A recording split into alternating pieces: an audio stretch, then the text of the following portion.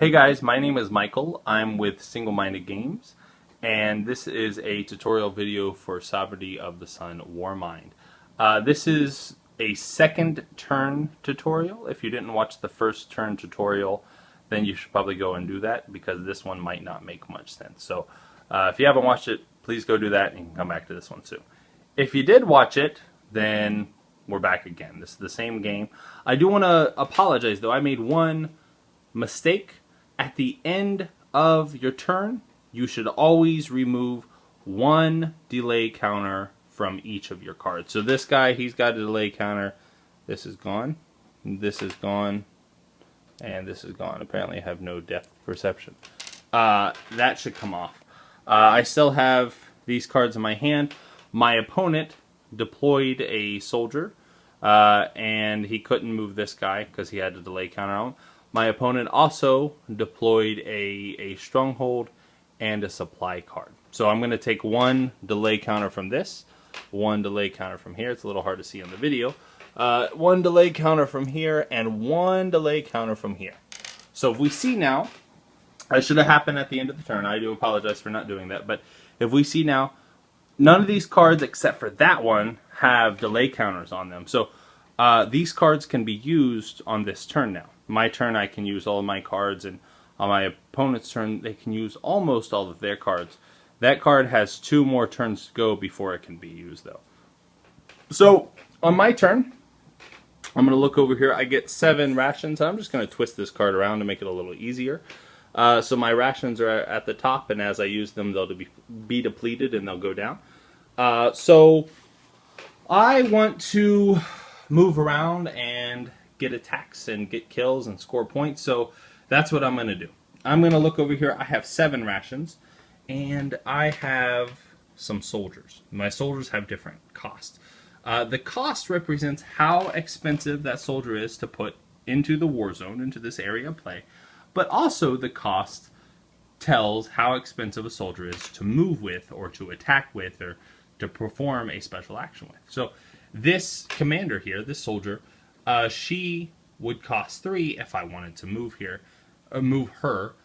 This guy, he would only cost 1. This guy would also cost 3. So let's move around and get into a good position. I'm going to spend 3 of my rations. 1, 2, 3. There we go. I'm going to spend 3 of my rations, and I'm going to move her. All right. Now, when a soldier moves, it's very similar to like when it was deployed. When it comes into play, it can move adjacent to a space, but it doesn't have to move only adjacent to its fellow soldiers, to its allied soldiers. It can move adjacent to enemy soldiers. So I'm going to take her, and I'm going to move her up 1 space here. This is like 1 jump. Every single movement is just sort of 1 hop from the position you're in to an adjacent corner. And if she wanted to, she could hop from here. She could go from here to here. She could go from here to here.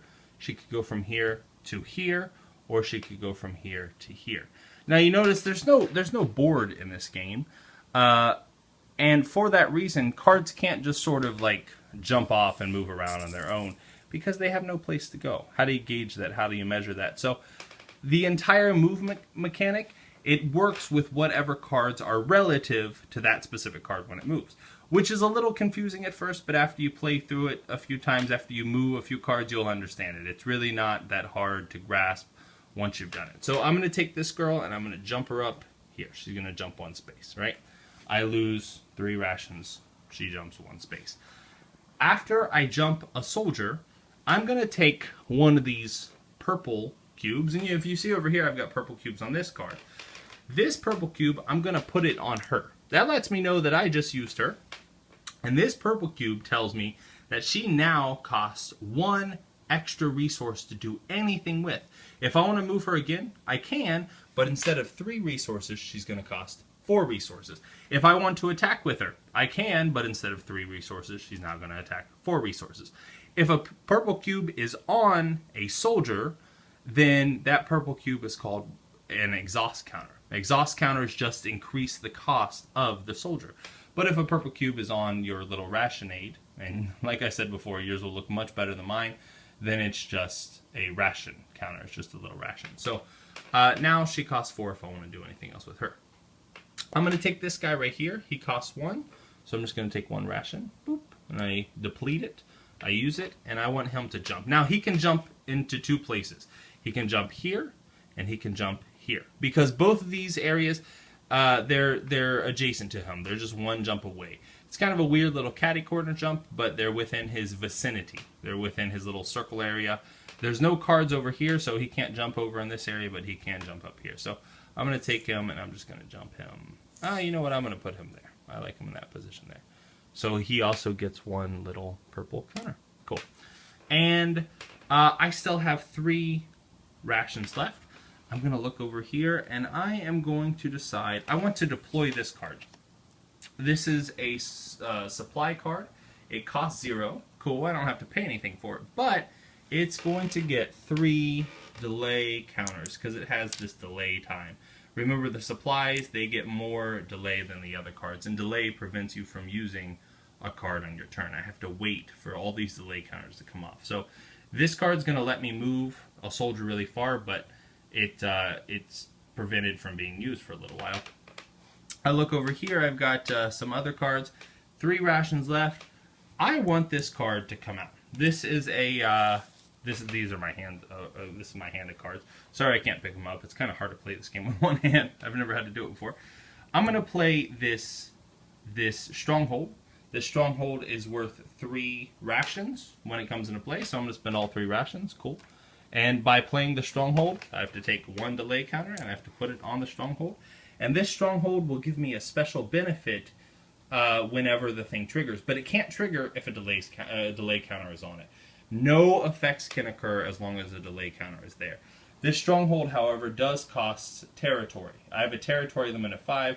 This costs 2. So once I get 3 more territories, then I'm at my limit. If I go over that limit, I have to destroy things down.